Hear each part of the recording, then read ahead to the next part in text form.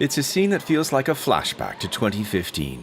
Since last March, the old Tegel airport in Berlin has served as temporary housing for Ukrainian refugees. But with winter approaching, it will soon be unable to welcome anyone else. So the authorities set up tents on the tarmac, shelter for 400 more. In February, we entered into a state of emergency, and we knew from the beginning this was an exceptional situation that would continue to this winter. The Ukrainians were given refugee status upon their arrival in the European Union. They're registered and housed right at the arrival center while they wait for a spot in a proper shelter or in someone's home. The old airport in Berlin is now the biggest refugee center in Germany.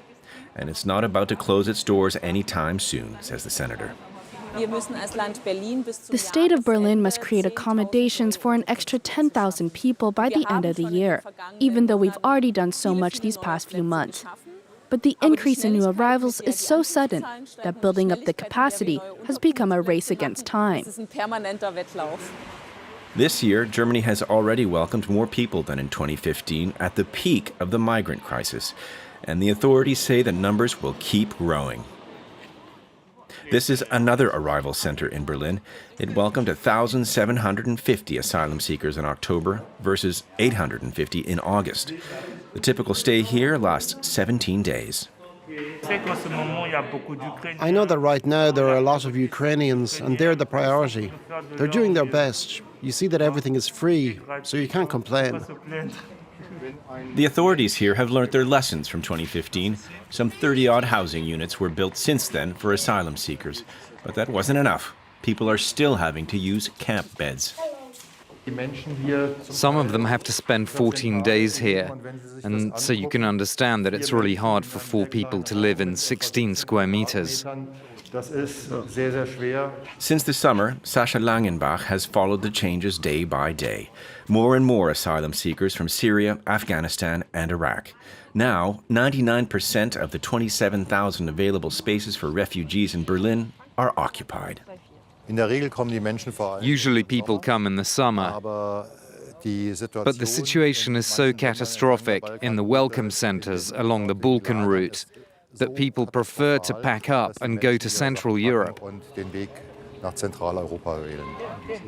Across Germany, municipalities are doing all they can to deal with the inflow of people. Here in Leipzig, heated tents will go into service at the end of November. But there is a fear of new tensions, as in 2015, of renewed xenophobia. In Leipzig, in October, far-right demonstrators shouted and threw angry insults at Ukrainian refugees, and attacks against asylum seekers have jumped since the beginning of the year. In Bautzen, in the east of the country, fire broke out in a hotel preparing to house refugees.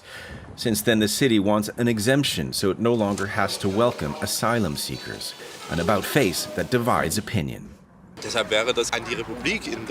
would be a disastrous signal for the rest of the country. We can't refuse migrants on the pretext that it will create tension. But all of this comes at a cost, and times are really tough here in Germany, like everywhere.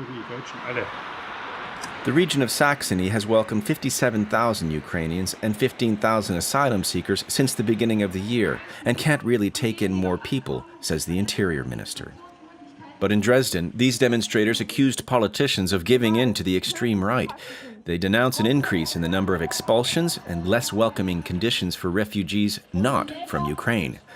And the Regional Refugee Council says that Germany has the means to welcome migrants in good conditions. Political leaders have to realize that in creating a feeling of panic, they are helping the extreme right when it tries to denigrate refugees. We want people to show more solidarity with those driven into exile, both in society and in politics. That's how we avoid a repeat of 2015. The authorities' response to the arrival of refugees then contributed to the rise of the extreme right in Germany. It's a situation the government does not want to repeat.